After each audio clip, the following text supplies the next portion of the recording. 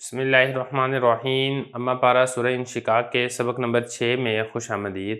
آج کے سبق میں ہم آیت نمبر 16 سے 25 تک کی تفسیر پڑھیں گے۔ گزشتہ سبق میں انہی آیات کی ہم نے ترکیب پڑھ لی ہے اور اس سے گزشتہ سبق کے اندر ہم نے لفظی با محاورہ ترجمہ اور لغوی صرفی تحقیق پڑھ چکے ہیں۔ اب چلتے ہیں ان آیات کی تفسیر کی طرف۔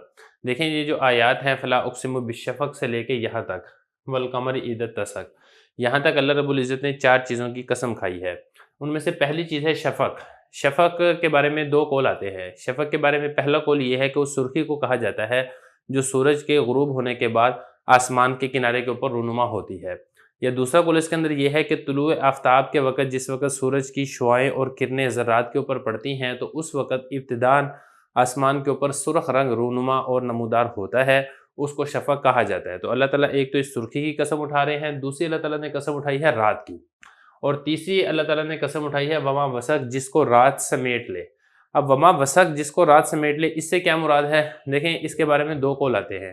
اس سے پہلا قول تو یہ ہے کہ اس سے مراد وہ تمام چیزیں ہیں کہ رات جن کو اپنی تاریکی کے اندر جمع کر لیتی ہے۔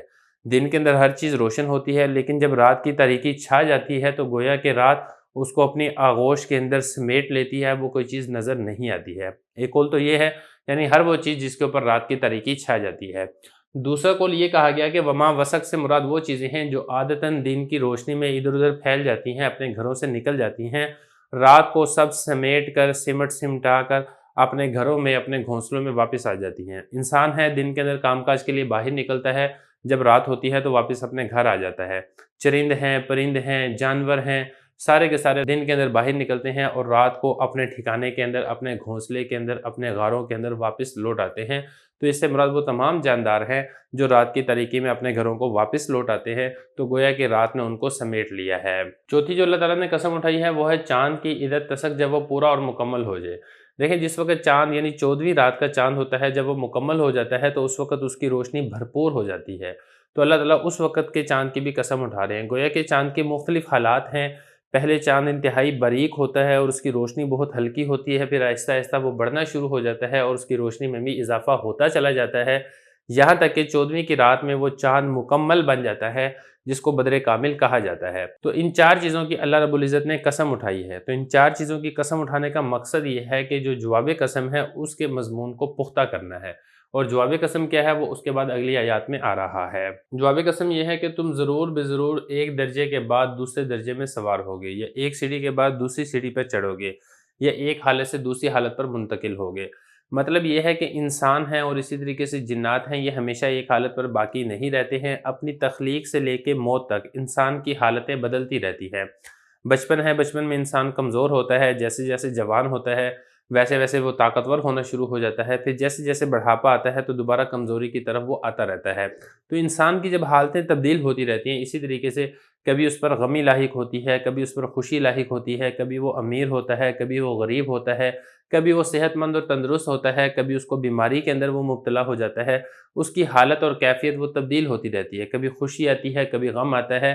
تو خلاصہ یہ ہے کہ جب تمہاری حالتیں تبدیل ہوتی رہتی ہیں تو انجام کار یہ ہے کہ تمہارا آخری منزل وہ قبر ہوگی، اس کے بعد یا تو تمہیں ہمیشہ ہمیشہ کے لیے راحت ملے گی یا پھر ہمیشہ ہمیشہ کا عذاب کا سامنا کرنا پڑے گا۔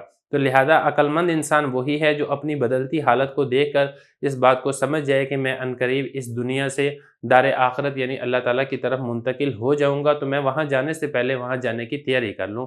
یہ جواب قسم کا مضمون ہے جس کو پکا اور پختہ کرنے کے لیے اللہ رب العزت نے 4 چیزوں کی قسمیں کھائی ہیں۔ فما لہم لا یؤمنون، مقصد یہ ہے کہ ان روشن ہدایات کے باوجود ہونا تو یہ چاہیے تھا کہ انسان ایمان لاتا اللہ رب العزت پر، اللہ کے رسولوں کے اوپر ایمان لاتا، آسمانی کتابوں پر ایمان لاتا، لیکن یہ انسان ناشکرا ہے، یہ انسان غفلت کے اندر ہے، اپنے رب سے ضد اور بغاوت اور عناد کے اندر ہے، سب کچھ دیکھتے سننے جاننے کے باوجود اللہ تعالیٰ کی ذات کے اوپر ایمان نہیں لاتا ہے۔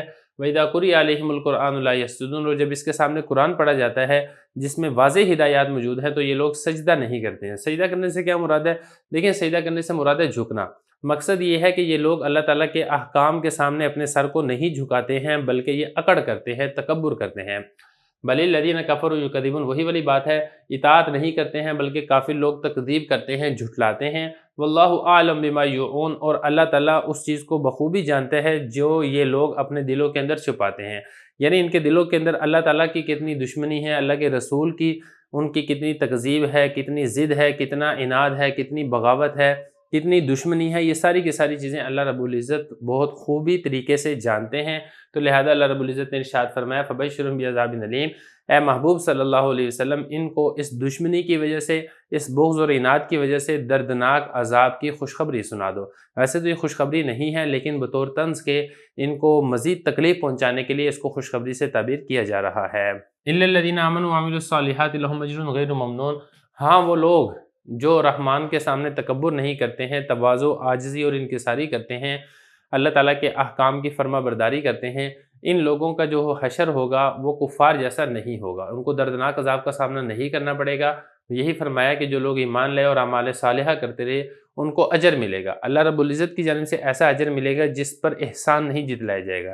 دیکھیں آدمی کسی کے ساتھ کوئی نیکی کرتا ہے تو اس کی دو قسمیں ہوتی ہیں، ایک تو یہ ہے کہ آپ نے کسی کے ساتھ نیکی کر دی ہے اور پھر آپ کا اس سے کوئی مالی مفاد نہیں ہے، آپ نیکی کر کے اس کو جتلاتے نہیں ہیں۔ دوسرا یہ ہے کہ آپ نے کسی کے ساتھ نیکی کر دی ہے، کسی کے ساتھ تعاون کر دیا ہے، بعد میں آپ اس کو جتلاتے ہیں۔ تو جب آدمی نیکی کر کے، تعاون کر کے اس پر جتلاتا ہے، احسان جتلاتا ہے، تو پھر اسے نیکی کا اجر ضائع ہو جاتا ہے، اور جس کے ساتھ نیکی کی جاتی ہے اس کو بھی اس نیکی کے اندر کوئی خاص لطف نہیں آتا ہے۔ تو یہاں پر بتایا گیا کہ اللہ رب العزت جب ایمان والوں کو جنہوں نے اعمال صالحہ اختیار کیے ہیں ان کو جنت کی صورت میں ایسا بدلہ عطا کریں گے کہ ایسا بدلہ دینے کے بعد اللہ تعالیٰ ان کو احسان نہیں جتلائیں گے، جس سے ان کے بدلے کا اور جنت کا لطف دوبالا سہبالا ہو جائے گا۔